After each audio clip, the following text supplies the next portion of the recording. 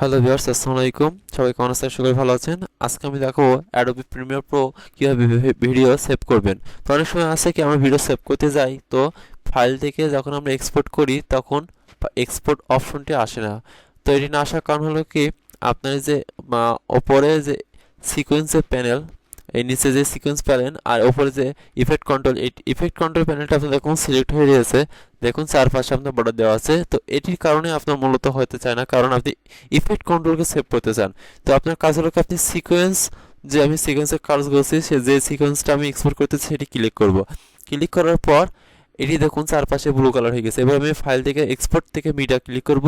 এবার আমার এক্সপোর্ট অপশনটি চলে আসছে। তো এভাবে আপনারা যে কোনো ভিডিও এক্সপোর্ট করার আগে আপনি সেই সিকোয়েন্সের ওপর ক্লিক করে তারপর এক্সপোর্ট থেকে মিডিয়া ক্লিক করবেন।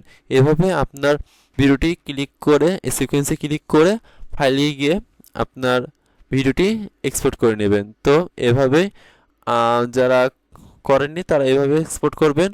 আর আমার ভিডিও দেখে যদি ভালো লেগে থাকে তো অবশ্যই আমার চ্যানেলটি সাবস্ক্রাইব করবেন, এবং যারা আমার পেজ থেকে দেখছেন তারা অবশ্যই আমার পেজটি ফলো করবেন। তো দেখা হবে পরবর্তী কোনো ভিডিও থেকে। সেই পর্যন্ত ভালো থাকবেন, সুস্থ থাকবেন। আল্লাহ হাফেজ।